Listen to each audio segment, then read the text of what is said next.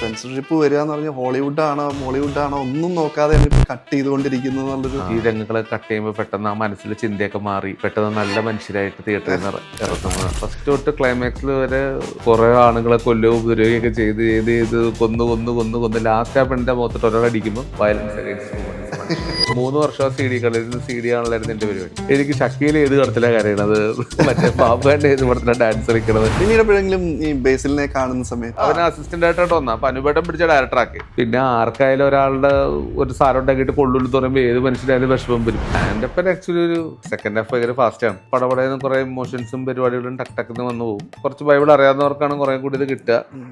ഇപ്പോഴത്തെ കാലത്തെ ക്രൈസ്റ്റ് അതാൽ എങ്ങനെയായിരിക്കും, പുള്ളി ഇപ്പോഴെന്തായിരിക്കും പറയാ എന്നിട്ട് സിനിമ ചെയ്തിട്ടില്ല. അപ്പൊ ഞാൻ വിചാരിച്ചു അങ്ങനെ ഒരു സിനിമ ചെയ്യാം. ഇതിനകത്ത് ഏതെങ്കിലും ഒരു ബലിയാടുണ്ടാവും, ഒരാൾ കിടന്ന് മരിക്കണുണ്ടാവും. അയാൾ മരിക്കുന്നോണ്ടാണ് നമുക്ക് ഇങ്ങനെ സൂഹിക്കാൻ പറ്റുന്നത്. ഒരു സിനിമ പിടിച്ചു കഴിഞ്ഞാൽ എന്റെ അഭിപ്രായത്തിൽ പിന്നെ നാട്ടുകാരുടെയാണ്, പിന്നെ നമ്മൾ പിടിക്കാൻ നിൽക്കരുത്. നമുക്കിടെ എറണാകുളത്ത് പോലെ അല്ലല്ലോ, ഇതൊരു ഗ്രാമപ്രദേശമല്ലേ.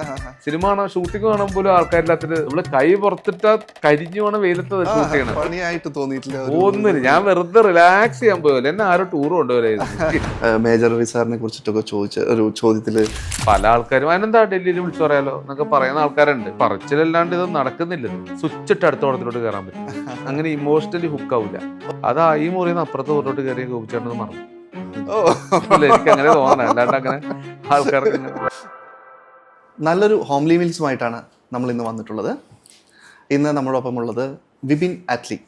നമസ്കാരം. നമസ്കാരം. നമസ്കാരം. എന്താണ് പുതിയ സിനിമയുടെ വിശേഷങ്ങൾ?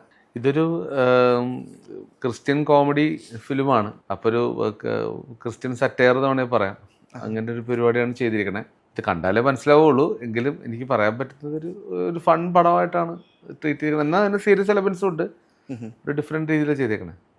ഇപ്പോൾ ഒരുപാട് സിനിമകൾ ചെയ്തു, സംവിധായകനായിട്ട് നടനായിട്ട് ഒക്കെ ചെയ്തിട്ടുണ്ട്. പക്ഷെ മുഖ്യധാര സിനിമകളെക്കാളും എക്സ്പെരിമെൻ്റൽ സിനിമകളാണ് കൂടുതലും പരീക്ഷിച്ച് നോക്കാൻ തയ്യാറായിട്ടുള്ളത്. അത്തരം സംവിധായകർ കുറവാണ് ശരിക്കും പറഞ്ഞത്.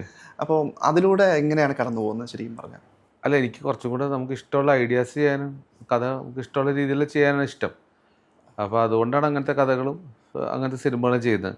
ഈ മുഖ്യത അങ്ങനൊരു വേരിയേഷൻ ഉണ്ടാവുമായിരിക്കും, പക്ഷെ നമുക്കറിയില്ല. എനിക്ക് പേഴ്സണലി നമുക്ക് കുറച്ചും കൂടെ ഇഷ്ടപ്പെടുന്നതും ഒക്കെ ആയിട്ടുള്ള പരിപാടി ചെയ്തു പോകാനാണല്ലോ. നമുക്ക് ഇഷ്ടമുള്ള കാര്യം ചെയ്യാൻ വേണ്ടിയാണല്ലോ നമ്മൾ ഈ ഇൻഡസ്ട്രിയിൽ അല്ലെങ്കിൽ ഈ കല തിരഞ്ഞെടുക്കുന്നത് തന്നെ. അല്ലെങ്കിൽ നമുക്ക് വേറെ എന്തെങ്കിലും. ഇപ്പോൾ ഹോംലി മീൽസ് ചെയ്ത സമയത്ത് നമ്മളൊന്നും വിചാരിക്കാത്ത രീതിയിലായിരുന്നു അതിൽ ക്യാരക്ടർ ചെയ്തതാണെങ്കിലും അതിൻ്റെ കെട്ടുറപ്പ്, കഥാപാത്രങ്ങളുടെ കെട്ടുറപ്പ്, മനോജ് കെ ജയൻ്റെ ഒക്കെ ഒരു വേഷം എന്ന് പറയുന്നത് ഇത്തരമൊരു ക്യാരക്ടർ നമ്മൾക്കിടയിലൊക്കെ ഉള്ള ഒരാളായിട്ട് വരും. അപ്പോൾ ആ ക്യാരക്ടറിനൊക്കെ ഒരു രൂപപ്പെടുത്തി എടുക്കുമ്പോൾ ഞാൻ ബേസിക് അന്നത്തെ ഒരു കാലഘട്ടത്തിലോട്ട് പോകാം കേട്ടോ ശരിക്കും പറഞ്ഞാൽ.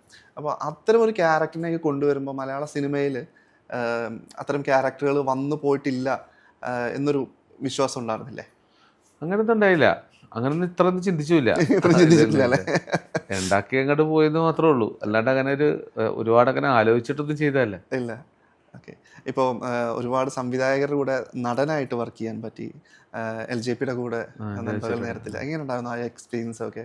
ലിജോ ചേട്ടനോട് അല്ലാണ്ട് തന്നെ അറിയാവുന്ന ആളാണ് ലിജോ ചേട്ടൻ. അപ്പോൾ ലിജോ ചേട്ടനോട് എനിക്ക് നല്ല എക്സ്പീരിയൻസ് ആയിരുന്നു. മമ്മൂക്കയോട് അഭിനയിക്കാൻ പറ്റിയതും ഒരു എക്സ്പീരിയൻസ് ആയിരുന്നു. അവരുടെ ഡെഡിക്കേഷൻ, അവർ ഇവിടെ രീതിയൊക്കെ എനിക്ക് ഭയങ്കര ഹാപ്പി ആക്കുന്ന കാര്യങ്ങളാണ് അത് ആലോചിക്കുമ്പോൾ. പിന്നെ ലിജോ ചേട്ടൻ്റെ ഡയറക്ഷൻ്റെ രീതി, അത് കാണുമ്പോൾ ഒരു എക്സ്പീരിയൻസ്, ലിജോ ചേട്ടൻ എങ്ങനെ ഷൂട്ട് ചെയ്യണത്, അതൊക്കെ എനിക്ക് വലിയൊരു സന്തോഷം. അത് കാണാൻ പറ്റിയല്ലോ എന്നൊക്കെ ഉള്ളത് വലിയ ഹാപ്പി ആയിരുന്നു. പിന്നെ അതൊരു കോവിഡ് സമയത്താണ് നമ്മൾ എടുത്തത്. അപ്പോൾ എനിക്കതൊരു ഹോളിഡേ ഫിലിമായിരുന്നു. ഒരു ഭയങ്കര ഹോളിഡേ ഫീലിംഗ് ആയിരുന്നു. ഒട്ടും ഒരു ഷൂട്ടിങ്ങിന് പോകണ പോലത്തെ ഒരു ഫീലിംഗ് ആയിരുന്നില്ല എനിക്ക്. ഇവിടെ വെറുതെ വീട്ടിലിരിക്കുന്ന സമയത്ത് നിന്ന് നമ്മൾ വെറുതെ റിലാക്സ് ചെയ്യാൻ പോയ പോലെ നല്ല രസമായിരുന്നു. ഒരു സ്ഥലവും അടിപൊളിയായിരുന്നു. പലരും പറഞ്ഞു കേട്ടിട്ടുണ്ട് ഇപ്പം ആ സമയത്തായിരിക്കും ചിലപ്പോൾ നമ്മളുടെ അടുത്ത് കഥാപാത്രം നിങ്ങൾ അവിടെ പോയിട്ട് ജാഫർ ഇടുക്കി ഒക്കെ പറയുന്ന ഒരു സംഭവം കേട്ടിട്ടുണ്ട്. ആ സമയത്ത് പുള്ളി വന്നിട്ട് ഇന്നതാണ് നിങ്ങളുടെ വേഷം നിങ്ങൾ ചെയ്തോ എന്ന് പറയുന്ന ആ ഒരു സിറ്റുവേഷനൊക്കെ എങ്ങനെ? നേരത്തെ പറഞ്ഞിട്ടായിരുന്നു, എൻ്റെ അടുത്ത് നേരത്തെ പറഞ്ഞിട്ടായിരുന്നു. പിന്നെ എനിക്ക് അവിടെ ചെന്നപ്പോൾ ഒരു ബ്രീഫ് തന്നിട്ടുണ്ടല്ലോ, ഓൾറെഡി ഇതാണ് സംഭവം. പിന്നെ എനിക്ക് ഇങ്ങനെ ഞാനൊരു സ്ട്രെസ്ഫുൾ ആക്ടറായിട്ടൊന്നും അല്ല പോയത് അവിടെ. ലിജോ ചേട്ടൻ പറയുന്ന പോലെ ചെയ്യാന്നുള്ളതിനപ്പുറത്തേക്ക് എനിക്ക് ഭയങ്കര തോട്ടൊന്നും ഉണ്ടായില്ല. ഞാൻ ആ സ്ഥലമൊക്കെ എൻജോയ് ചെയ്യായിരുന്നു. ലിജോ ചേട്ടൻ പറയുമ്പോൾ അഭിനയിക്കും, തിരിച്ച് പോവും, റൂമിൽ പോവും. അങ്ങനെ ഒരു ഒരു ഹോളിഡേ മൂടായിരുന്നു. ഇടയ്ക്ക് ലിജോ ചേട്ടൻ രാവിലെ നടക്കാൻ പോകും, ഇപ്പം ഞങ്ങൾ ചായ കുടിക്കാൻ പോകും. അങ്ങനെയൊക്കെ ഒരു ഏതോ ഒരു ഇവിടുന്ന് കേരളത്തിൽ നിന്ന് നമ്മൾ കുറച്ച് ദിവസം ഒരു ടൂർ പോയ ഒട്ടും ഫീൽ ചെയ്തില്ല. ഷൂട്ടാണെന്ന് എനിക്ക് തോന്നിയേയില്ല. അത് ഇൻസ്പയർ ചെയ്തിട്ടുണ്ടോ അടുത്ത സിനിമ ചെയ്തപ്പോ അതില്? അല്ല, ബേസിക്കലി അത് നമുക്ക് വേറെ ആൾക്കാരുടെ പടത്തിൽ അഭിനയിക്കുമ്പോഴേ അത് പറ്റുള്ളൂ. നമുക്ക് നമ്മൾ എല്ലാം കൂടി ചെയ്യുമ്പോൾ പറ്റില്ല. മറ്റേതപ്പോൾ ലിജോ ചേട്ടൻ ചിലപ്പോൾ ടെൻഷൻ അടിച്ചിട്ടുണ്ടാവും. പക്ഷെ എന്നാലും നല്ലൊരു രസമായിരുന്നു. നല്ലൊരു ശാന്തമായ ഒരു അറ്റ്മോസ്ഫിയർ ആയിരുന്നു. ആൻഡപ്പൻ്റെ അത്ഭുത പ്രവൃത്തിയിലോട്ട് വരികയാണെങ്കിൽ നമ്മുടെ സിനിമകൾ മാറുകയാണ്, പരീക്ഷണങ്ങൾ മാറുകയാണ്, അതിൻ്റെ അപ്രോച്ച് മാറുകയാണ്. അപ്പോൾ ഈ ഒരു സിനിമയിൽ കൊണ്ടുവന്നിട്ടുള്ള അപ്രോച്ച് എന്ന് പറയുന്നത് ഈ ഒരു കാലഘട്ടത്തിൽ എല്ലാവരും ഫാസ്റ്റായി ജീവിച്ചു പോകണം, ഓരോ ദിവസവും ഫാസ്റ്റ് ആയിക്കൊണ്ടിരിക്കുകയാണ്. അപ്പോൾ അത്തരം ഒരു അപ്രോച്ച് കൊണ്ടുവരാനുള്ളൊരു സാഹചര്യം എങ്ങനെയാണ്? അല്ല, ആൻഡപ്പൻ ആക്ച്വലി ഒരു അല്ല ഫാസ്റ്റായിട്ട് സെക്കൻഡ് ഹാഫ് ഭയങ്കര ഫാസ്റ്റാണ്. അപ്പോൾ അങ്ങനെ കുറേ പടപടയുന്ന കുറേ ഇമോഷൻസും പരിപാടികളും ടക്ക് വന്നു പോകും ആൻഡപ്പനിൽ. അപ്പോൾ അത് അങ്ങനെയാണ് ചെയ്തേക്കണേ. ഫസ്റ്റ് കുറച്ച് ബൈബിൾ ബേസ്ഡ് ആയതുകൊണ്ട് കുറച്ച് ബൈബിൾ അറിയാവുന്നവർക്കാണ് കുറേ കൂടി ഇത് കിട്ടുക. അപ്പോൾ അത് അങ്ങനെ രീതിയിലാണ്. പിന്നെ ഇതൊന്നും ഫോഴ്സ്ഫുള്ളി ചെയ്യുന്നതല്ലോ, നമ്മളങ്ങോട്ട് ചെയ്ത് ഇങ്ങനെ പോണ വഴിക്ക് അങ്ങനെ അങ്ങോട്ട് ആയി വന്നാണല്ലോ. ഇപ്പോൾ ആൻഡപ്പനാണെങ്കിലും നമ്മൾ ഓക്കെ ഇങ്ങനൊരു പരിപാടി ചെയ്യാം, ആരും ഒരു ക്രിസ്ത്യൻ ഇപ്പോഴത്തെ കാലത്തെ ക്രൈസ്റ്റ് വന്നാൽ എങ്ങനെയായിരിക്കും എന്നൊരു സിനിമ ആരും ചെയ്തിട്ടില്ല. അപ്പോൾ പുള്ളി ഇപ്പോഴെന്തായിരിക്കും പറയുക എന്നൊരു സിനിമ ചെയ്തിട്ടില്ല. അപ്പോൾ ഞാൻ വിചാരിച്ചു അങ്ങനെ ഒരു സിനിമ ചെയ്യാം. അങ്ങനെ ഒരു ഐഡിയ എനിക്ക് വന്നു. നേരത്തെ എനിക്കൊരു ഐഡിയ ഉണ്ടായിരുന്നു. ഫസ്റ്റ് എനിക്ക് എൻ്റെ ഐഡിയ ഈ ഫോട്ടോ ചില ആൾക്കാർ മാർട്ടിൻ എന്നാണ് പേരെങ്കിൽ മാർട്ടിൻ എന്ന് വിളിക്കും, മറ്റേ ഫ്രാങ്ക്ലിൻ എന്നാണെങ്കിൽ പ്രാഞ്ചി അങ്ങനെ വിളിക്കും. അതുപോലെ തന്നെ മറ്റേ അങ്ങനെ ഈ ആൻ്റണി എന്നാണെങ്കിൽ അവർ ആൻറ്റി. അപ്പോൾ ഈ എറണാകുളത്തുള്ള കൊച്ചിക്കാരനായ ഒരാൾക്ക് പെട്ടെന്ന് അയാൾ ക്രൈസ്റ്റ് ആണെന്ന് തോന്നുന്നു എന്നാണ് കഥ. അപ്പം അയാൾ ആൻറ്റിന്ന് വിളിക്കുന്നതുകൊണ്ട് നാട്ടുകാർ മുഴുവൻ ആൻ്റണീനെ ആൻറ്റി എന്ന് വിളിച്ച് അങ്ങനെ ആൻ്റണി ക്രൈസ്റ്റായി എന്ന് പറയുന്നത് ഷോർട്ട് ഫോം ആക്കി ആൻറ്റി ക്രൈസ്റ്റായി എന്ന് പറയുന്നതാണ് ഈ ഐഡിയ തുടങ്ങിയത്. അപ്പോൾ ആ സമയത്ത് നമ്മൾ ആൻറ്റി ക്രൈസ്റ്റിൻ്റെ ഇതെടുക്കാൻ പോയപ്പോൾ നമുക്കൊന്നും തന്നില്ല, ഇവിടുത്തെ കിട്ടാൻ ബുദ്ധിമുട്ടുണ്ടായിരുന്നു. അങ്ങനെ നമ്മൾ പെട്ടെന്ന് ആൻഡപ്പൻ അത്ഭുത പ്രവൃത്തി എന്ന പേര് മാറ്റിയായിരുന്നു. ഇപ്പോൾ പല സന്ദർഭങ്ങളിലും ഞാൻ പല ഇൻ്റർവ്യൂകളിലും ഇങ്ങനെ പറയുന്നത് കേട്ടിട്ടുണ്ട്, സിനിമ നമ്മൾ ഒരു സെൻസർ ചെയ്യാൻ പോയി കഴിഞ്ഞാലുള്ള വലിയ ബുദ്ധിമുട്ടുകൾ ഒരു പേജ് വരെ നമുക്ക് എഴുതി തന്നിട്ടുണ്ട് എന്നുള്ളൊരു കോൺഫ്ലിക്റ്റ് പറഞ്ഞിട്ടുണ്ട്. അപ്പോൾ ഇത്തരം അവസ്ഥകൾ പല സംവിധായകർക്കും ഉണ്ടാകുമ്പോൾ അവർക്ക് നിശബ്ദരായി പോവേണ്ടി വന്നിട്ടുണ്ട്. അപ്പോൾ അവർക്കൊക്കെ വേണ്ടിയിട്ട് നമുക്കൊക്കെ എന്തെങ്കിലും ചെയ്യാൻ പറ്റുമോ, നമുക്ക് ഇത്തരം പ്രശ്നങ്ങൾക്കും ഒക്കെ ആയിട്ട്? അല്ല, അതായത് സെൻസർ ചെല്ലുമ്പോൾ നമുക്ക് പെട്ടെന്ന് അവർ അങ്ങനെ പറയുമ്പോൾ നമുക്കൊരു പേടി വരും ഓട്ടോമാറ്റിക്കലി. അപ്പോൾ എനിക്ക് ഞാൻ പേടിച്ചു പോയി. എനിക്ക് നമ്മൾ ഓട്ടോമാറ്റിക്കലി നമ്മൾ സ്കൂളിൽ മറ്റേ പ്രിൻസിപ്പള് മാർക്ക് ലിസ്റ്റ് അത് തന്നെ പരിപാടി. അപ്പോൾ നമുക്ക് പെട്ടെന്ന് ഇങ്ങനെ അയ്യോ നമ്മളിത് എന്ത് പറയും, ഇവർ ചുറ്റും കുറേ സാറന്മാർ വന്നിട്ട് ഇതാണോ എന്നൊക്കെ ചോദിക്കുമ്പോൾ നമുക്കൊരു പേടി വരുമല്ലോ. അതിൻ്റെ തന്നെ വേറൊരു വെർഷൻ അത് വരും. അത് വരുന്ന കഴിഞ്ഞാൽ അത് വന്ന് നമ്മൾ അയ്യോ ഇത് ഉത്തരം പറയും, അറിയാൻ പാടില്ല. ഇപ്പോൾ ക്വസ്റ്റ്യൻസ് ചോദിക്കുന്നു, നമുക്ക് ആൻസർ ഇല്ല. അപ്പോൾ പിന്നെ ഓട്ടോമാറ്റിക്കലി പിന്നെ അതൊക്കെ ഉണ്ടാവും. അതെങ്ങനെയൊക്കെയോ രക്ഷപ്പെട്ട് തിയേറ്ററിലെത്തിയ അത്രേ ഉള്ളൂ. പറയാനൊന്നുമില്ല, നമ്മൾ ടെൻഷൻ അടിക്കും എന്നുള്ള ഒരു ഡൗട്ടും ഇല്ല അതിനകത്ത്. ഇപ്പോൾ ഇന്ന് ചേട്ടൻ ശ്രദ്ധിച്ചോന്നറിയില്ല, ഇന്നിപ്പോൾ ഫേസ്ബുക്കിലൊക്കെ ഒരു വാർത്തയായിട്ട് വന്നിട്ടുള്ളൊരു സംഭവമാണ് ഈ സ്പൈഡർമാൻ്റെ പുതിയ വേർഷനിൽ ചുംബന രംഗങ്ങളും അസഭ്യം പറയുന്ന ഭാഗങ്ങളൊക്കെ ഹോളിവുഡ് സിനിമയുടെ ഇവിടെ സെൻസർഷിപ്പ് വന്നു എന്നുള്ളത്. അപ്പോൾ ഈ സെൻസർഷിപ്പ് വരിക എന്ന് പറഞ്ഞാൽ ഹോളിവുഡാണോ മോളിവുഡാണോ ഒന്നും നോക്കാതെയാണ് ഇപ്പോൾ കട്ട് ചെയ്തുകൊണ്ടിരിക്കുന്നത് എന്നുള്ളൊരു തരത്തിലേക്ക് വന്നു തുടങ്ങിയിട്ടുണ്ട്. അല്ല, അതെന്ന് വെച്ചാൽ നമുക്ക് ഒന്നും പറയാൻ പറ്റില്ല. ഇപ്പം സെൻസർഷിപ്പിനെ കുറിച്ച് നമുക്കൊന്നും അറിയത്തില്ല. നമ്മളോട് എന്താണ് മാനദണ്ഡം എന്നുള്ളൊരു ഒന്നും അറിയില്ല. അവിടെ ചെല്ലുക, നമ്മൾ ചെയ്യുക. ഇപ്പോൾ OTT വരുമ്പോൾ അതെല്ലാം ഉണ്ടാവുമല്ലോ, എല്ലാം ഉണ്ടാവും തീർച്ചയായും. ഒരു വ്യത്യാസം തിയേറ്ററിൽ കാണുമ്പോൾ ആൾക്കാർക്ക് എനിക്കറിയില്ല, പെട്ടെന്ന് തിയേറ്ററിൽ ഒരു സിനിമ പെട്ടെന്ന് ആൾക്കാർക്ക് കാണുമ്പോൾ ഈ രംഗങ്ങളൊക്കെ കട്ട് ചെയ്യുമ്പോൾ പെട്ടെന്ന് ആ മനസ്സിലെ ചിന്തയൊക്കെ മാറി പെട്ടെന്ന് നല്ല മനുഷ്യരായിട്ട് തിയേറ്ററിൽ നിന്ന് ഇറക്കുന്ന സ്വപ്നങ്ങളൊക്കെ ആയിരിക്കും സെൻസറിൽ.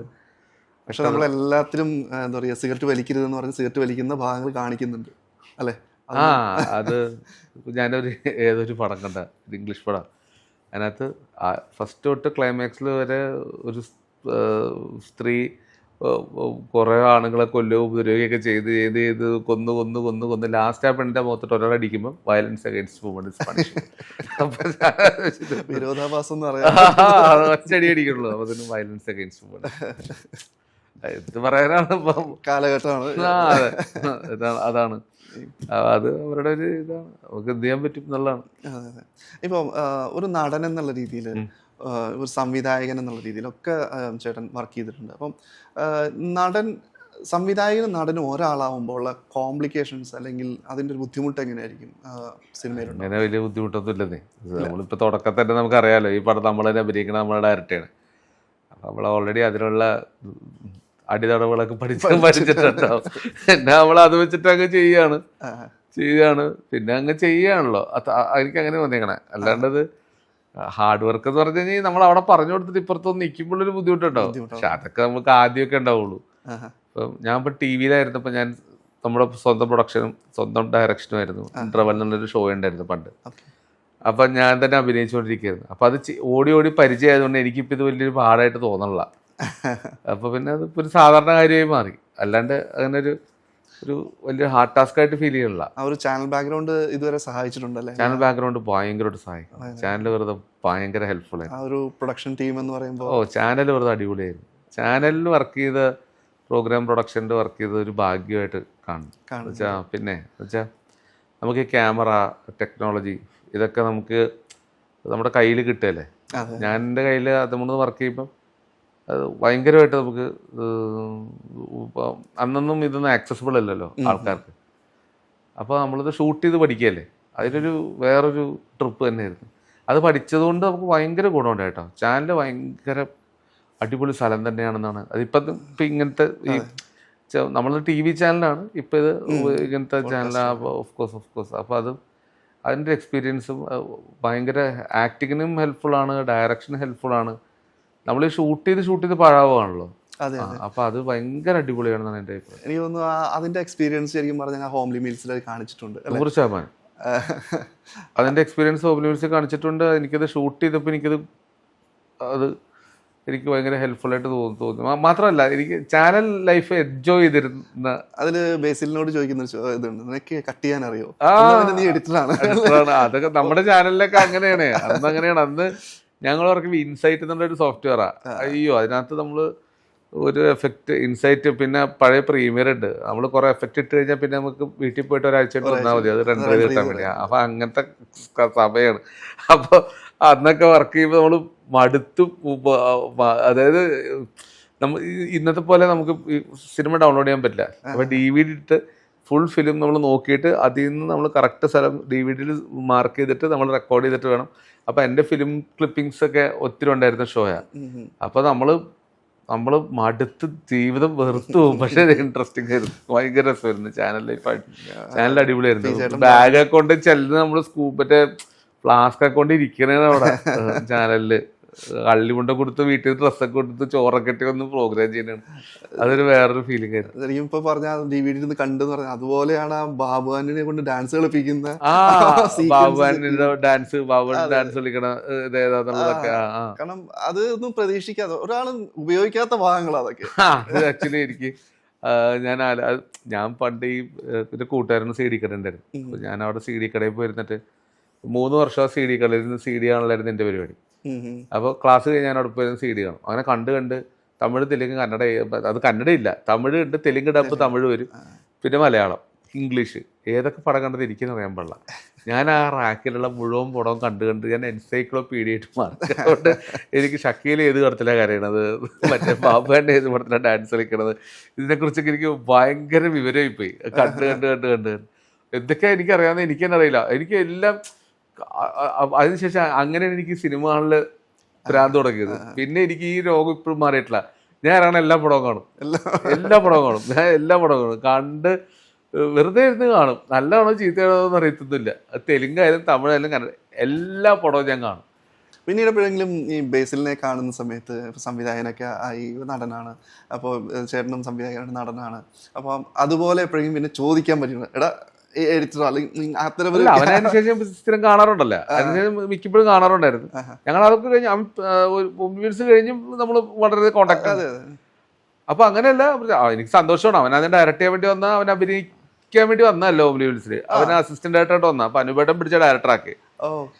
അങ്ങനെ അവൻ അഭിനയിച്ച് ഇപ്പൊ നോക്കുമ്പോ അവൻ ഒത്തിരി പടമൊക്കെ ചെയ്ത് അഭിനയിച്ച് അവൻ്റെതായ ഒരു ആക്ടിങ് കരിയർ ഡെവലപ്പ് ചെയ്ത് വന്നല്ലോ. അത് നമ്മള് അന്നത്തെ കാലത്ത് നമ്മൾ പ്രതീക്ഷിക്കുന്നില്ല. അതിലേക്ക് ഭയങ്കര സന്തോഷം. ആ പടത്തിൽ ബേസിലും നന്നായി വന്ന് രാജേഷ് ശർമ്മ, അങ്ങനെ കുറെ ആക്ടേഴ്സ് ആ സിനിമയിലും, ഷർഫ്, അങ്ങനെ ഒത്തിരി ആക്ടേഴ്സ്, ഷർഫുദ്ദീൻ, അങ്ങനെ ഒത്തിരി പേര് ആ പടത്തിൽ വന്നിട്ടുണ്ട്.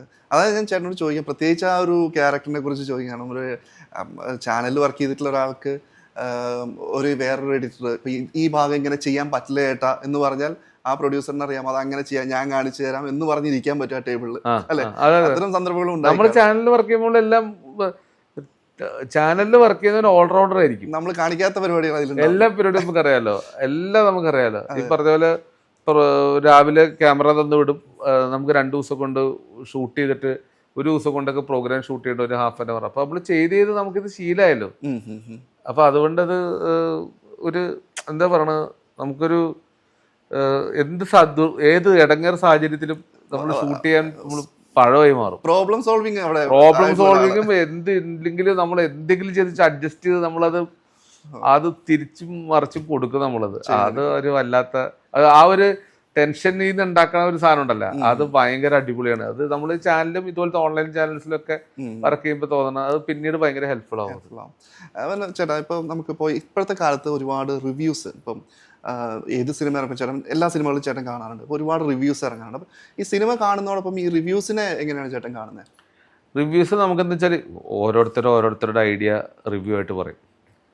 അപ്പോൾ അതൊരു ഡയറക്ടർ കാണുമ്പോൾ അപ്പോൾ ഞാൻ കാണുകയാണ് എൻ്റെ ഒരു പടത്തിൻ്റെ റിവ്യൂ എങ്കിൽ അയാൾ പറഞ്ഞതിനകത്ത് നമുക്ക് ശരിക്കും നല്ലതായിട്ട് എന്തെങ്കിലും ഉണ്ടെങ്കിൽ എടുക്കാം. അല്ലെങ്കിൽ നമുക്കറിയാലോ ആ പറഞ്ഞ അത്രയും അതല്ലല്ല, ആ പറഞ്ഞ ഞാൻ ഉദ്ദേശിച്ചത് പുള്ളിക്ക് കിട്ടിയിട്ടില്ല, അല്ലെങ്കിൽ നമ്മൾ കണ്ടേക്കുന്ന ഒരു തെറ്റിയാലും പുള്ളി പറഞ്ഞിട്ടുണ്ടാവില്ല, അല്ലെങ്കിൽ നമ്മൾ ഇങ്ങനെയല്ലല്ലോ ഇത് റിവ്യൂ വേണ്ടത് എന്നൊരു ധാരണ നമുക്കുണ്ട്, അല്ലെങ്കിൽ പടം മൊത്തോട് പുള്ളിക്ക് മനസ്സിലായിട്ടില്ലേ, അങ്ങനെയൊക്കെ നമുക്കൊരു ഡൗട്ട് ഉണ്ട്. ആ സെൻസിലൊക്കെ എടുത്താൽ മതി. അതിനെ കൂടുതൽ നമ്മൾ പുറകെ പോയിട്ട് കാര്യമില്ല. ഒരുപാട് വിവാദങ്ങളാണ് ശരിക്കും പറഞ്ഞ റിവ്യൂസ് വന്നു കഴിഞ്ഞുണ്ടാവാറുള്ളത്. ആ റിവ്യൂസ് വന്നു കഴിഞ്ഞാലേ ഈ നമ്മളെ ഇങ്ങനെ ഇത്രയും റിവ്യൂസ് ഒന്നും ഞാൻ കോൺസെൻട്രേറ്റ് ചെയ്യാറില്ല ഒന്നാമത് തന്നെ. പിന്നെ ആർക്കായാലും ഒരാളുടെ ഒരു സാധനം ഉണ്ടാക്കിയിട്ട് കൊള്ളുള്ളൂ പറയുമ്പോൾ ഏത് മനുഷ്യനായാലും വിഷമം വരും. അത് സാധാരണ മനുഷ്യന്റെ അത് ഇട്ടോണ്ട് പിടിച്ചു വെക്കാനൊന്നും ആർക്കും പറ്റുമൊന്നുമില്ല, എല്ലാ ആൾക്കാർക്കും വിഷമം വരും. പിന്നെ അത് ഉറപ്പായിട്ടും ആർക്കാണ് വിഷമം വരാത്തത്? അപ്പൊ അത് പറയുന്നവർക്കും അറിയാതെ വിഷമം വരുമെന്ന് കേൾക്കുമ്പോൾ ആരും കൊള്ളാം, വളരെ മനോഹരമായിരിക്കുന്നു, കൊള്ളാം, എന്റെ സിനിമയെ പറ്റി മോശം പറഞ്ഞു, അങ്ങനെ ആർക്കും തോന്നുന്നില്ല. കാരണം ഇയാൾ ഈ 1 വർഷമൊക്കെ കൊണ്ട് 8 മാസമൊക്കെ കൊണ്ട് പിടിക്കണായിരിക്കും. അപ്പൊ അത് പക്ഷെ അങ്ങനെ ഉണ്ട്. അത് നമ്മളിപ്പം അത് ഇതിന്റെ ഭാഗമാണ്. അതിനേക്കാൾ തലവേദനയാണ് ഈ പടം ഇറങ്ങിക്കഴിഞ്ഞാൽ നമ്മൾ തിയേറ്ററിൽ ആളൊക്കെ ആയിട്ടുള്ള ചടങ്ങ്. ആദ്യത്തെ ഈ ബുധൻ വ്യാഴം വെള്ളിയൊന്നും മനുഷ്യനുണ്ടാവില്ല. അപ്പൊ നമ്മള് ടിക്കറ്റ് എടുക്കുന്ന ആൾക്കാരെ വെച്ച് കയറ്റിച്ച്, അല്ലെങ്കിൽ മറ്റേ ആളില്ല, അത് പിന്നെ അവിടെ പോയി ചിരിച്ച് കാണിച്ച് സെലിബ്രിറ്റീസിനെ വിളിച്ച് കയറ്റി ഷോ നടത്തി അവർ റിവ്യൂ എടുത്തിടല്, ഇതൊക്കെ അതിനേക്കാൾ ബുദ്ധിമുട്ടിയതാ. റിവ്യൂ കേൾക്കായിരുന്ന പോലെ ഇത് നമ്മൾ ചെയ്യണമല്ലോ. അപ്പൊ അതുകൊണ്ട് എന്റെ ഓട്ടത്തില് അത് ഇതൊക്കെ ഈ ഒരു സിനിമ പിടിച്ചു കഴിഞ്ഞാൽ എൻ്റെ അഭിപ്രായത്തിൽ പിന്നെ നാട്ടുകാരുടെയാണ്, പിന്നെ നമ്മൾ പിടിക്കാൻ നിൽക്കരുത് അതിനെപ്പറ്റി. അതൊക്കെ വിട്ട് കഴിഞ്ഞാൽ പിന്നെ നമ്മളത് വിട്ടേക്കണം. പിന്നെ അത് തന്നെ അവരുടെ അഭിപ്രായമാണ്. നമ്മൾ പിന്നെ അതിൻ്റെ മുകളിൽ കിടന്ന് വർക്ക് ചെയ്യുക, അതിൻ്റെ റിവ്യൂ നോക്കുക, അതിൻ്റെ കമൻസ് വായിക്കുക, ആൾക്കാരുടെ അഭിപ്രായം കേട്ട നല്ലതാണെങ്കിലും ചീത്തയാണെങ്കിലും നമ്മുടെ ജോലി കഴിഞ്ഞു. പിന്നെ അത് ഓഡിയൻസിൻ്റെയാണ്. ആ പടത്തിന് വീണ്ടും പോയിട്ട് നമുക്ക് നന്നാക്കാൻ പറ്റില്ലല്ലോ. അകത്ത് കയറിയിട്ട് അവർ റിവ്യൂ മോശമെന്ന് പറഞ്ഞുകൊണ്ട് അല്ലെങ്കിൽ റിവ്യൂ നല്ലതെന്ന് പറഞ്ഞുകൊണ്ടോ നമുക്ക് കുറച്ചുകൂടി ഇതാക്കാൻ പറ്റും. അപ്പോൾ അത് വിട്ടിട്ട് അടുത്ത പരിപാടി പിടിക്കുക എന്നുള്ളതാണ് അതിൻ്റെ ഏറ്റവും. ഇപ്പോൾ അന്യഭാഷാ ചിത്രങ്ങളിൽ ചേട്ടന് സാഹചര്യങ്ങൾ ഉണ്ടായിട്ടുണ്ടോ ഈ ഇത്തരം വർക്ക് ചെയ്യാനായിട്ടുള്ളൊരു?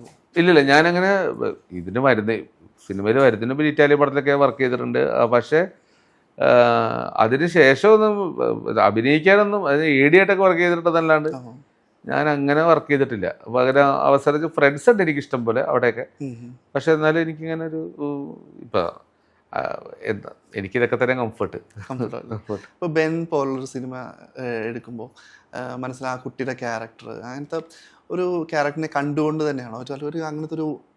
എൻ്റെ കസിൻ്റെ പേരാണ് ബെൻ. അപ്പൊ അവന്റെ പേര് പിന്നെ എന്നെ നമ്മുടെയൊക്കെ ചെറുപ്പത്തിലുണ്ടായിരുന്ന കുറെ എല്ലാവർക്കും ഉണ്ടാവുന്ന അനുഭവങ്ങള്, സ്കൂള്, പിന്നെ ചൈൽഡ്ഹുഡ് ട്രോമ, വീട്ടുകാരുടെ തല്ല്, ബഹളം, പഠിപ്പിക്കാൻ വേണ്ടിയുള്ളതല്ല, അതൊക്കെ നമുക്ക് എല്ലാവർക്കും ഉള്ളതാണല്ലോ. പിന്നെ അപ്പൊ ആ സിനിമ കാണുമ്പോൾ അയ്യോ ഇത് ഞാനായിരുന്നല്ലോ എന്ന് തോന്നുന്ന രീതിയിൽ ചേട്ടന് ചെയ്യാൻ പറ്റിയിട്ടുണ്ട്.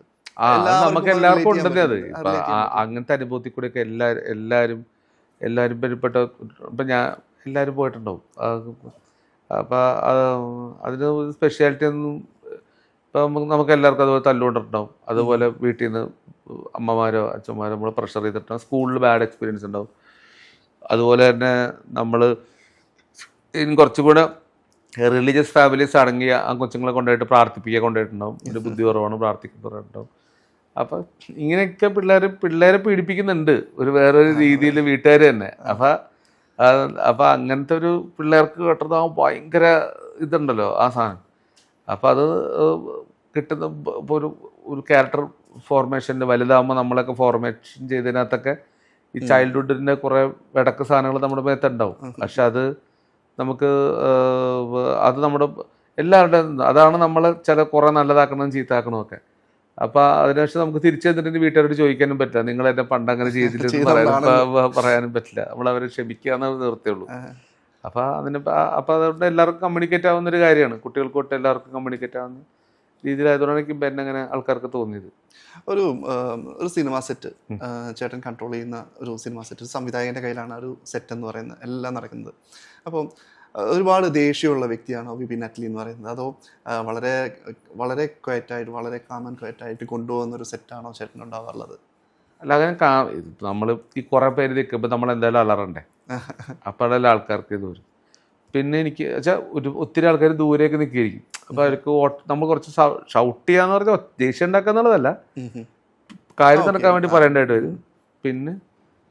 പിന്നെ നമ്മൾ എല്ലാ ജോലിയും പോലെ തന്നെയല്ലേ ഇതും. ഇത് നമ്മളിപ്പം ക്രിയേറ്റീവ് കാര്യം നമ്മൾ ചെയ്തു, നമ്മളവിടെ ചെന്ന് നമ്മളൊരു ക്രിയേറ്റീവ് സാധനം ഉണ്ടാക്കണം, നമുക്കൊരു ഐഡിയ തോന്നണേ, ഇങ്ങനെ അങ്ങനെ എന്നൊക്കെ പറയുമ്പോൾ നമ്മുടെ ഒപ്പം കുറേ പേര് കൂടെ നിൽക്കുകയാണെങ്കിൽ നമുക്ക് എളുപ്പമുണ്ട്.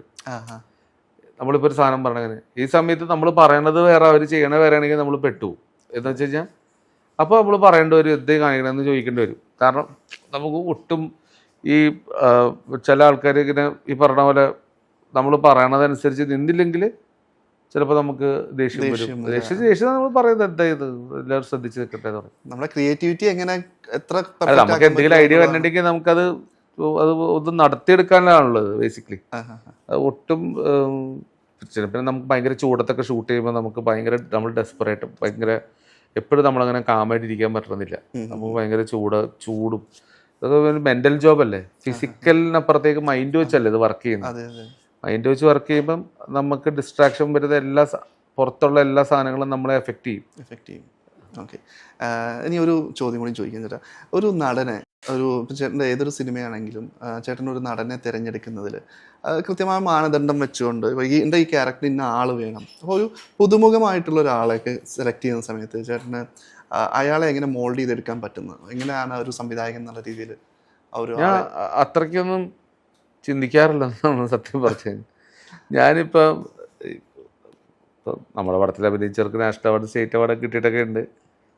പക്ഷേ എനിക്ക് തോന്നുന്നത് നമ്മൾ ഓരോരുത്തരെ കാണുമ്പോൾ ഇവൻ കറക്റ്റായിരിക്കും തോന്നുമല്ലോ, അവർ തോന്നലെല്ലാം കൂടെ കാസ്റ്റ് ചെയ്യാനാണ്. പിന്നെ കൂടുതൽ എൻ്റെ കൂട്ടുകാരന്മാരത്തിൽ അഭിനയിച്ചിട്ടുണ്ട്. അപ്പം അതുകൊണ്ട് എനിക്ക് ഉമ്മാരെ അഭിനയിക്കുമ്പം ഇങ്ങനെ അഭിനയിക്കും നമുക്കൊരു ഐഡിയ ഉണ്ടാവും. അപ്പോൾ നമുക്ക് ഒരു ഏകദേശം നമുക്കൊരു ഒട്ടും ക്ലാരിറ്റി ഇല്ലാണ്ട് ഒരാളെ അഭിനയിപ്പിക്കാൻ പറ്റില്ല. പിന്നെ ഒരു മിനിമം ഗ്യാരണ്ടി അവരുടെ ഉണ്ടാവും നമുക്കറിയാം. പിന്നെ പ്രത്യേകിച്ച് ചില ക്യാരക്ടേഴ്സ് ആക്ടേഴ്സ് ചെയ്യുമ്പോൾ അത് ഭയങ്കര പഴയതായി പോകും. നമുക്കൊരു ഫ്രഷ് കിട്ടിയാലേ നമുക്കൊരു സാധനം കിട്ടുള്ളൂ. അപ്പോൾ അത് ചെയ്യുമ്പോൾ ചിലപ്പോൾ ഇപ്പോൾ ഞാനിപ്പോൾ ചെയ്ത് പൊമ്പളൊരു പടമുണ്ട്, അതിനകത്ത് ജിതി എന്നുള്ള അവൻ എൻ്റെ കൂട്ടുകാരനാണ്. അവൻ സ്റ്റിൽ ഫോട്ടോഗ്രാഫറാണ്. അവനത് വന്നപ്പോൾ എനിക്ക് നോക്കിയപ്പോൾ അവൻ ഭയങ്കര വിക്കുണ്ട് ഒറിജിനലിൽ തന്നെ. പക്ഷെ അവൻ ഭയങ്കര രസമായിട്ടാണ് അവൻ്റെ ലൈഫ് എനിക്ക് അവൻ വർഷങ്ങളായിട്ട് അറിയാവുന്ന. അപ്പോൾ അവൻ ചെയ്താൽ കറക്റ്റായിരിക്കും തോന്നി.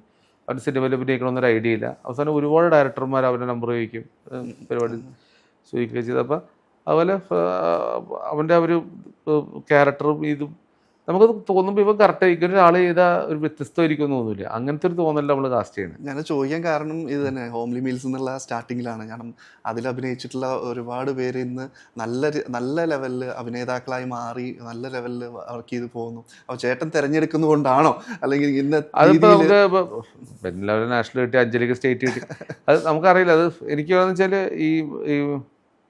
എനിക്ക് തോന്നുന്നു വെച്ചാൽ അത് ബേസിക്കലി നമുക്ക് ഒരു അത് നമുക്ക് ഭാഗ്യം എന്ന് വേണമെങ്കിൽ പറയാം. അവിടെ ആ സമയത്ത് പിന്നെ നമുക്ക് അവരോട് ട്രാവൽ ചെയ്യാൻ പറ്റുന്നൊരു ഭാഗ്യം എന്ന് വേണമെങ്കിൽ പറയാം. പിന്നെ എനിക്ക് തോന്നുന്നത് ഈ മിക്ക ആക്ടേഴ്സ് ഇപ്പോൾ നല്ലോണം അഭിനയിക്കുന്ന ആൾക്കാരുണ്ട്, സ്ക്രീൻ പ്രസൻസ് ഉള്ള ആക്ടേഴ്സും ഉണ്ട്. നല്ലോണം അഭിനയിക്കുന്ന ഒരാൾക്ക് ചിലപ്പോൾ സ്ക്രീൻ പ്രസൻസ് വേണമെന്നില്ല. സ്ക്രീൻ പ്രസൻസ് ഉള്ള ആൾക്ക് കുറച്ച് അഭിനയിച്ചാൽ മതി. അപ്പോൾ സ്ക്രീൻ പ്രസൻസ് ഉള്ള ആക്ടേഴ്സാണ് പെട്ടെന്ന് ആൾക്കാരൊക്കെ അക്സെപ്റ്റ് ആവുക. ഭയങ്കര പെർഫോമർ ചിലപ്പോൾ ഭയങ്കരമായിട്ട് അഭിനയിച്ചാലും ചിലപ്പോൾ സ്ക്രീനിൽ അത് ഫീൽ ചെയ്തില്ലെങ്കിൽ അപ്പോൾ അത് കിട്ടണമെന്നില്ല.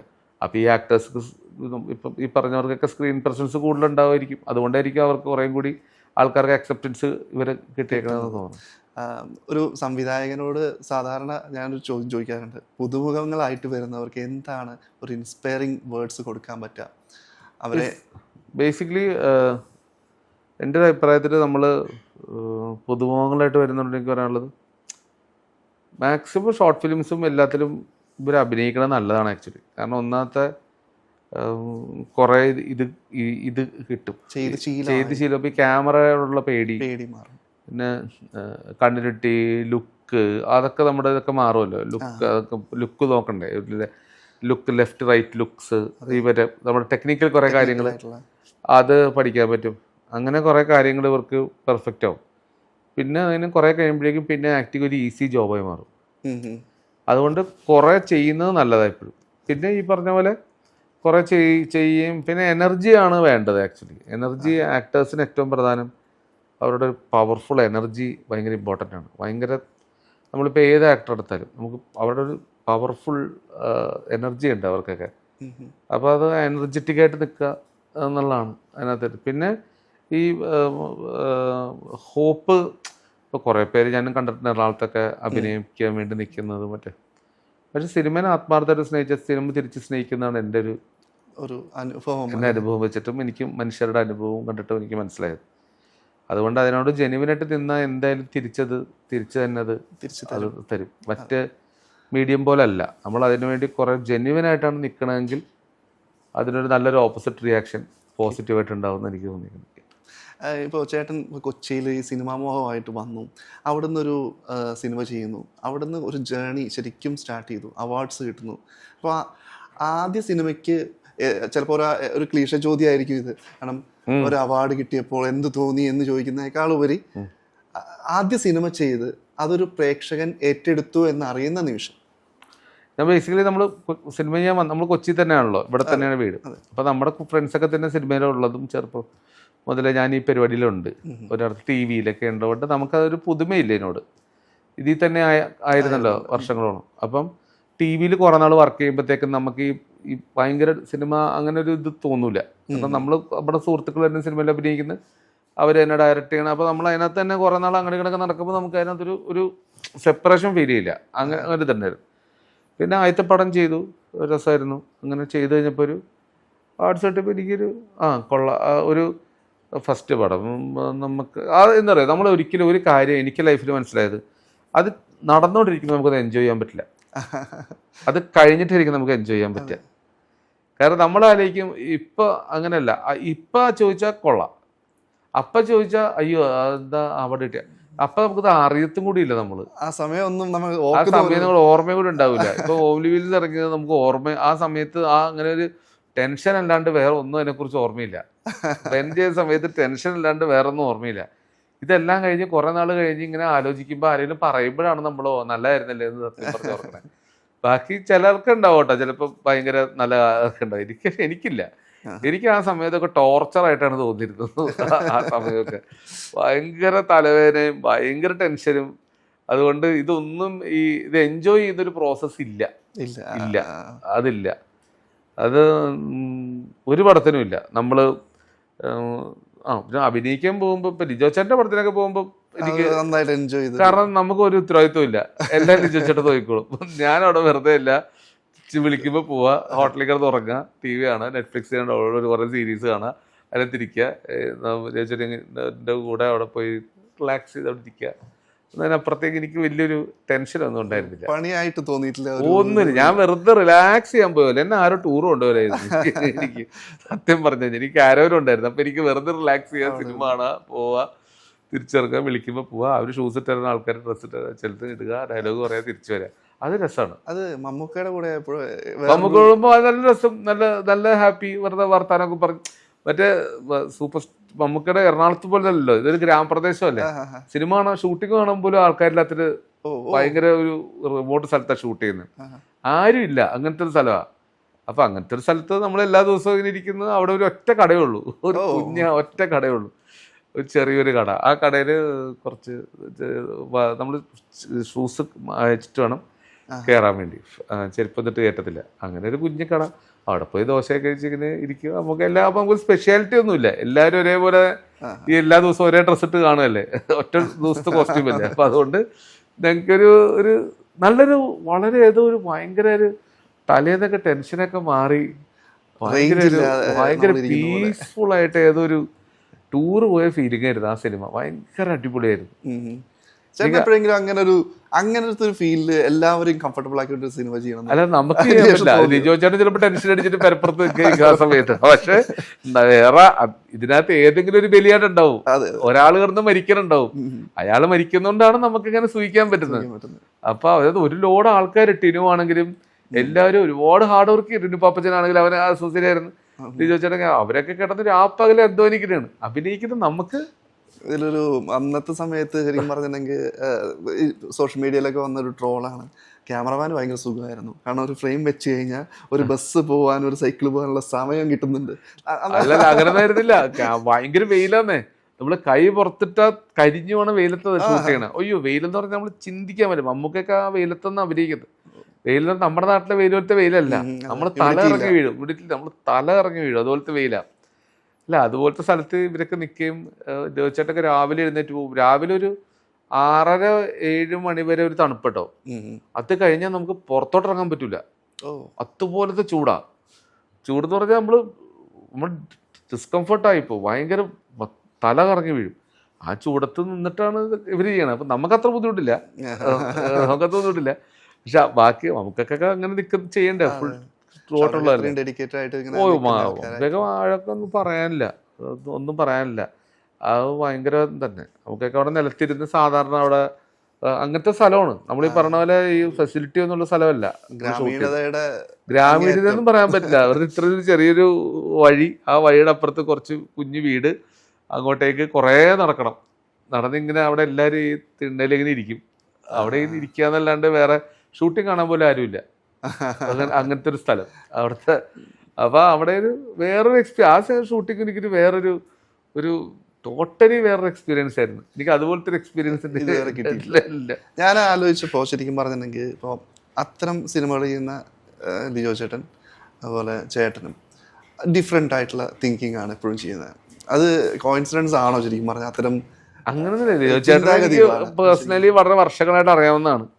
അങ്ങനൊന്നുമില്ല. ചേട്ടൻ എനിക്ക് ഭയങ്കര ഇഷ്ടമുള്ള ഒരു ഫിലിം മേക്കറും ഒരു ചേട്ടച്ചാരപ്പുര കാണുന്നതാണ്. അപ്പോൾ ലിജോ ചേട്ടനൊരു, എൻ്റെ അഭിപ്രായത്തിൽ ലിജോ ചേട്ടൻ ഭയങ്കര സ്പെഷ്യലാണ്. അതുപോലെ ഒരാളില്ല. അതാണ് എൻ്റെ ഒരു പ്രത്യേകത. ലിജോ ചേട്ടൻ്റെ സ്പെഷ്യാലിറ്റി ഒരു ഡിവൈൻ ബ്ലെസ്സിങ് ഉള്ള ആളാണ് എന്ന് എനിക്ക് ലിജോ ചേട്ടനെ കുറിച്ച് തോന്നിക്കണം. ഇതുപോലെ ഞാൻ ഇപ്പോൾ നമ്മളിപ്പോൾ കണ്ട കാര്യങ്ങൾ ചോദിക്കാൻ തോന്നരുത്, എന്നാലും മേജർ രവി സാറിനെ കുറിച്ചിട്ടൊക്കെ ചോദിച്ച ഒരു ചോദ്യത്തിൽ മേജർ ചേട്ടൻ എൻ്റെ ഒരു ചക്കരയാണെന്ന് പറഞ്ഞൊരു സിറ്റുവേഷൻ ഉണ്ടായിരുന്നു. അതൊക്കെ എന്താണ് ശരിക്കും പറഞ്ഞത്? അതായത് നമ്മൾ സെൻസറിന് ഇവിടെ നിന്ന് അപ്ലൈ ചെയ്തിട്ടേ ഈ സാധനം ഇവിടെ നമ്മൾ കൊടുത്തു, പക്ഷേ ഇത് ഡൽഹിയിൽ നിന്ന് സെൻസർ നമ്മൾ ഇവിടെ നിന്ന് റിജക്റ്റ് ചെയ്തല്ലോ. ഇവിടെ നിന്ന് റിജക്റ്റ് ചെയ്ത് ഡൽഹിയിൽ ചെന്നിട്ട് ഇത് കിട്ടുന്നില്ല.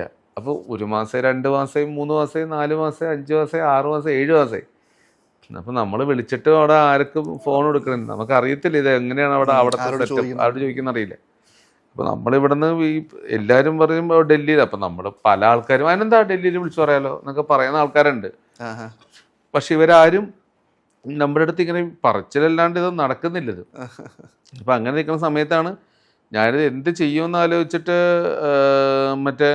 ഞാനിത് എന്ത് ചെയ്യുമെന്ന് ആലോചിച്ചിട്ട് ഒരു പിടിയും കിട്ടാണ്ട് ഇങ്ങനെ ടെൻഷൻ അടിച്ചിരിക്കുകയായിരുന്നു.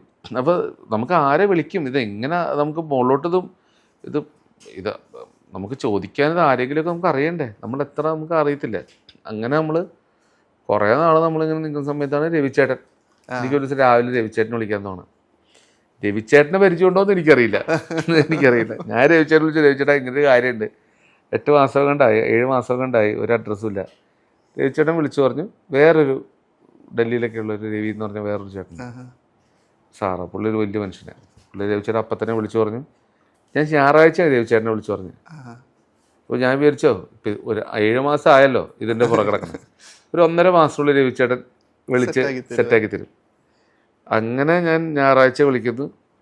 തിങ്കളാഴ്ച രാവിലെ 10 മണിക്ക് അവർ വിളിച്ചിട്ട് സെൻസർ ചെയ്യാന്ന് പറഞ്ഞു. ചൊവ്വാഴ്ച അവിടെ എത്താൻ പറഞ്ഞു. 2 ദിവസം കൊണ്ട് പരിപാടി സെറ്റായി. നമ്മളെ ലൈഫിലൊരു മാറ്റം. എന്റെ അമ്മോ, തലയ്ക്ക് സമാധാനം, ടെൻഷനായി പോയി. കാരണം ഇത്ര നാളിത് പണ്ടാരിത് ഇവിടുന്ന് സെൻസർ തരുന്നുമില്ല, ഇനി അവിടെ നിന്ന് ഇത് സെൻസർ കിട്ടുമെന്ന് അറിയത്തില്ല അപ്പോഴും. പക്ഷെ ഇവിടെ നിന്ന് ഡൽഹിയിലോട്ട് ഇത് വിളിച്ചല്ലോ, അറ്റ്ലീസ്റ്റ് അവിടെ ചെന്ന് നോന്നെങ്കിൽ നോ കേൾക്കാലോ എന്ന് പറഞ്ഞപ്പോ എന്റെ അമ്മ ആ സിനിമയ്ക്ക് വേണ്ടി ആൻ്റപ്പന് വേണ്ടി ഓടിത്ര എന്റെ ജീവിതത്തിൽ ഒരു സിനിമയ്ക്ക് വേണ്ടി ഓടിയിട്ടില്ല. അതുപോലെ മടുത്തുപോയി. കാരണം ഇപ്പോ ശരിക്കും പറഞ്ഞാൽ സിനിമകളും എല്ലാം രാഷ്ട്രീയവൽക്കരണം മതവൽക്കരണം ഒക്കെ ആയതുകൊണ്ടാണ് എനിക്ക് തോന്നുന്നത്. അങ്ങനെ ആയിരിക്കാം ചിലപ്പോ ഇവരൊക്കെ കാണുന്നത്. എനിക്കറിയത്തില്ല, ഇത് സെൻസർ അതൊന്നുമല്ല. അവിടെ തലപ്പത്തിരിക്കുന്ന ആളുടെ പേരിലേക്കും ചോദ്യം വരാം. അവരെ സേഫ് ആക്കാൻ അവർ മാക്സിമം നോക്കും, അത്രേ ഉള്ളൂ സെൻസറിങ്. അത്രേ ഉള്ളൂ. അവരെ സേഫ് ആക്കാൻ അവർ നോക്കുന്നതിന്റെ പേരാണ് സെൻസറിങ്. ഇപ്പോൾ ഇതിന്റെ ഒരു വിജയഗാഥമൊക്കെ നടന്നുകൊണ്ടിരിക്കുന്ന ഒരു സിറ്റുവേഷനാണ്. അപ്പോൾ ചേട്ടൻ പല പരിപാടികളിലും പങ്കെടുത്തുകൊണ്ടിരിക്കുകയാണല്ലേ. അപ്പോൾ അവിടുന്ന് കിട്ടുന്ന റെസ്പോൺസും കാര്യങ്ങളൊക്കെ എങ്ങനെയാണ്? ആൻഡപ്പൻ ബേസിക്കലി ബൈബിൾ കോമഡിയാണ്. അപ്പം എന്താ സംഭവം എന്ന് പറഞ്ഞാൽ ബൈബിളുമായിട്ട് റിലേറ്റ് ചെയ്തവർക്കാണ് ഇത് കൂടുതൽ മനസ്സിലാവുക. അല്ലാത്ത ആൾക്കാർക്ക് ഇത് ഭയങ്കരമായിട്ട് കിട്ടത്തില്ല. അപ്പോൾ അങ്ങനത്തെ ഞാനിത് വിചാരിച്ചത് ക്രിസ്ത്യൻസിനൊക്കെ മുഴുവൻ ബൈബിളൊക്കെ മൊത്തം അരച്ചരക്ക് പഠിച്ചു വെച്ചേക്കെന്ന് വിചാരിച്ചിട്ടാണ് ഞാനിത് ചെയ്ത് കഴിഞ്ഞപ്പോൾ എനിക്ക് മനസ്സിലായത് ഒറ്റടത്തിനൊരു എനിക്ക് മനസ്സിലായത്. ഞാൻ ബൈബിൾ ഇൻസിഡൻസ് ഇപ്പോഴത്തെ കാലത്ത് പ്ലേസ് ചെയ്തേക്കെ. അപ്പോൾ എൻ്റെ വിചാരം നമുക്കിതൊക്കെ അറിയാലോ, അപ്പൊ എല്ലാവർക്കും അറിയാൻ പറ്റും. എവിടെ ആർക്കും അറിയാൻ പാടില്ല, കുറച്ച് ആൾക്കാരെ അറിയുള്ളൂ. പക്ഷെ എന്നാലും അത് സെക്കൻഡ് ഹാഫ് അതുകൊണ്ട് ഭാഗ്യത്തിന് ഞാൻ അത് ബൈബിൾ ഇൻസിഡന്റ് അല്ലാതെ സെക്കൻഡ് ഹാഫ് ഞാൻ ടൈറ്റാക്കി വെച്ചു. വേറെ കുറേ ഈ കുറേ ചോദ്യങ്ങളും കാര്യങ്ങളൊക്കെയുള്ള കുറേ കാര്യങ്ങളിൽ പടത്തിൽ. അപ്പോൾ സെക്കൻഡ് ഹാഫ് അങ്ങനെ ആയതുകൊണ്ട് ആൾക്കാർ ഭയങ്കരമായിട്ട് എൻഗേജ് ആവുന്നുണ്ട്. ഫസ്റ്റ് ഹാഫിൽ ഇച്ചിരി ബൈബിൾ അറിഞ്ഞില്ലെങ്കിൽ ഒരു കുന്തോ മനസ്സിലാവില്ല എന്നുള്ളതാണ് സത്യം പറഞ്ഞു കഴിഞ്ഞാൽ. പക്ഷേ എങ്കിലും ആൾക്കാർ എൻജോയ് ചെയ്യുന്നുണ്ട് കേട്ടോ പരിപാടി. ഫണ്ണുണ്ട്. പക്ഷേ ഫസ്റ്റ് ഹാഫിൽ ചിരിക്കാനുള്ള സാധനം ഇഷ്ടംപോലെ ഇട്ടിട്ടുണ്ട്.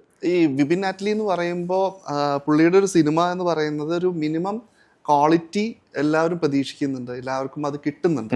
അതാണ് സത്യം പറഞ്ഞാൽ ഞാൻ അതുകൊണ്ടാണ് ആദ്യം തൊട്ടിട്ട് പറഞ്ഞത്. ഹോംലി മീൽസ് തൊട്ടേ ഞാൻ സ്റ്റാർട്ട് ചെയ്തത് അതുകൊണ്ടാണ്. കാരണം ഹോംലി മീൽസ് ചെയ്ത ഒരു സംവിധായകൻ അല്ലെങ്കിൽ ഒരു നടൻ അവിടെ നിന്ന് ഇങ്ങോട്ട് വന്ന് ആ ഒരു ക്യാരക്ടറിൽ ഞാൻ പറഞ്ഞു, ആ ഒരു ക്യാരക്ടറിലുണ്ട് ഒരു സംവിധായകന്റെ അല്ല ഞാൻ പറഞ്ഞു ഒരു എഡിറ്റർ അല്ലെങ്കിൽ കാരണം ആ സിനിമ കംപ്ലീറ്റ് ഒരു സംവിധായകനെ കൊണ്ടുപോകുന്നു.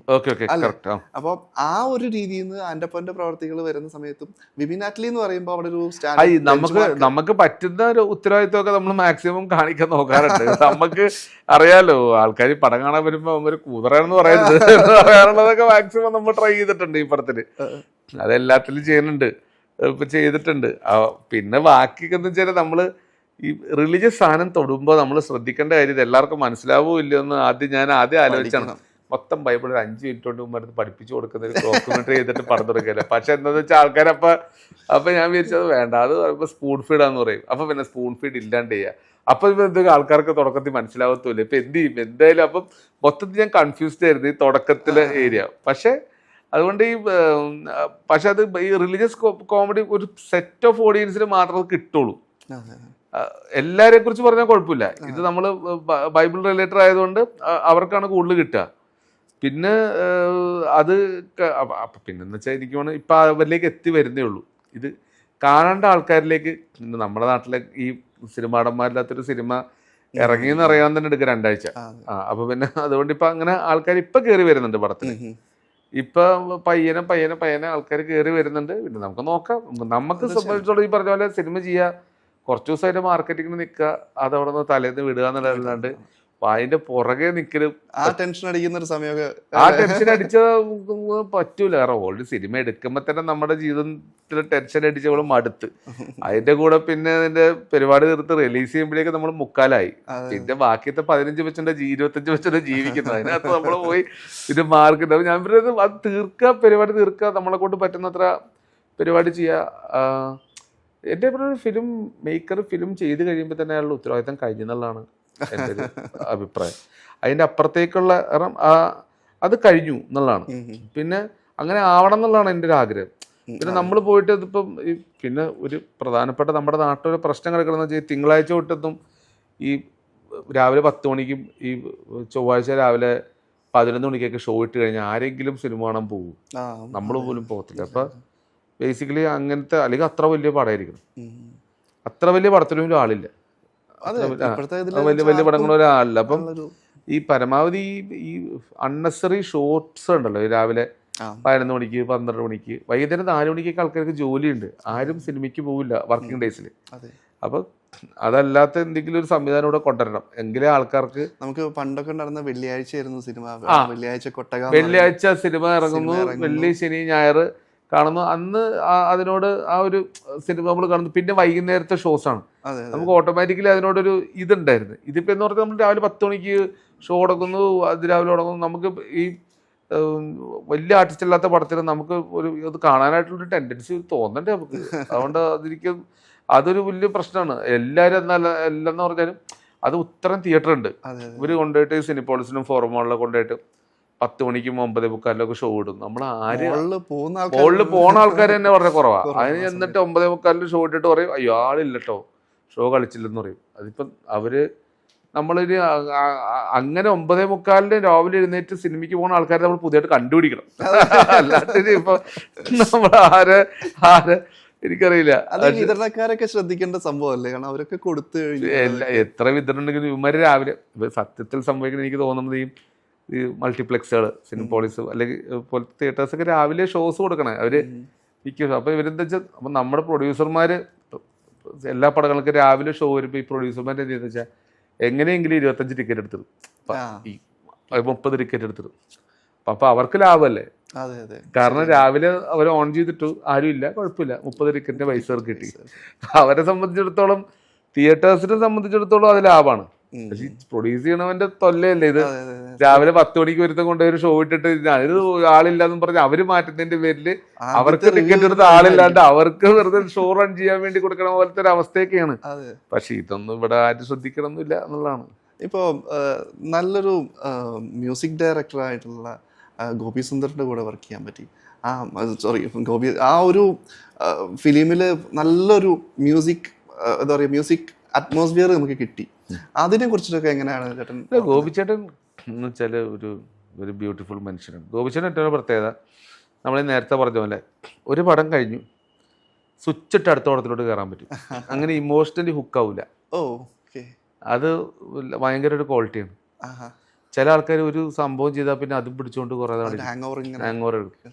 അത് ഈ മുറിയിൽ അപ്പുറത്തെ ഊരിലോട്ട് കയറിയ ഗോപിച്ചേട്ടൻ മറന്നു. തിരിച്ചു വരുമ്പോൾ ഗോപിച്ചേട്ടൻ ഓർക്കും. ഗോപിച്ചേട്ടൻ അങ്ങനെ ഇമോഷണലി അതിഭീകരമായിട്ടുള്ള ഒരു കണക്റ്റ് ഒന്നും ഗോപിച്ചേട്ടൻ വെക്കൂല. എന്നാൽ ചെയ്യണ സമയത്തുള്ള കണക്റ്റ് മാത്രമേ ഉള്ളൂ.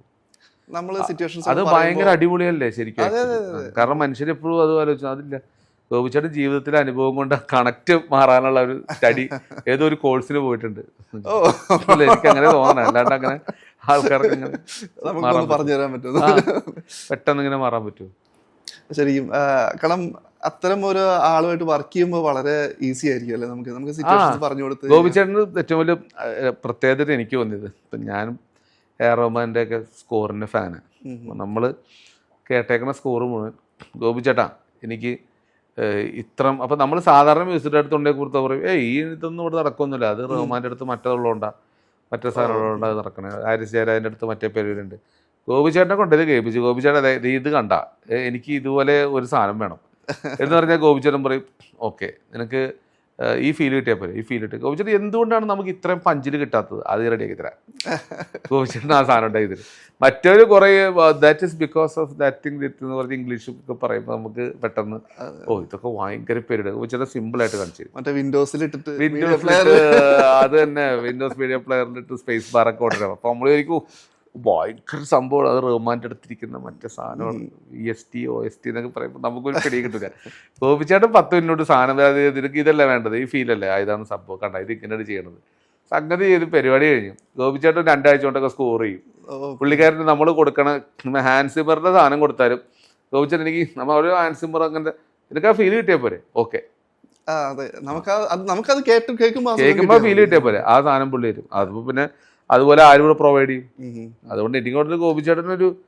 ഒരു ഒരു പ്രത്യേക രീതിയിൽ വർക്ക് ചെയ്ത ആ വർക്ക് ചെയ്ത എക്സ്പീരിയൻസ് തന്നെയാണ് ഗോപിച്ചേട്ടൻ്റെ ഗോപിച്ചേട്ടൻ എനിക്ക് തോന്നുന്നു എന്നോട് പറഞ്ഞ മനസ്സിലത്തില് 300 പടവും കണ്ട് വർക്ക് ചെയ്ത ശേഷമാണ് ഗോപിച്ചേട്ടൻ ആദ്യമായിട്ട് പടം മ്യൂസിക് ചെയ്യുന്നത് അസോസിയേറ്റ് ആയിട്ട് വർക്ക് ചെയ്തതിന് ശേഷമാണ് ഇൻഡിപെൻഡന്റ് ആവണം തന്നെ അപ്പൊ തന്നെ ആലോചിച്ചാൽ മതി തീർച്ചയായും ഓക്കെ അപ്പോൾ വളരെ സന്തോഷം ചേട്ടാ എന്താ പറയുക വളരെ കുറഞ്ഞ സമയത്തിൽ നമുക്ക് ഒരുപാട് സംസാരിക്കാൻ പറ്റി ഓക്കെ തീർച്ചയായിട്ടും എന്തായാലും വളരെ സന്തോഷം ഇനി അടുത്ത സിനിമയിലും അല്ലെങ്കിൽ കുറച്ചുകൂടി കൂടുതൽ സംസാരിക്കാനായിട്ട് നമുക്ക് ഒരു ദിവസം ഒന്നും കൂടി ഇരിക്കണം തീർച്ചയായിട്ടും വളരെ സന്തോഷം ചേട്ടാ വളരെ സന്തോഷം താങ്ക് യു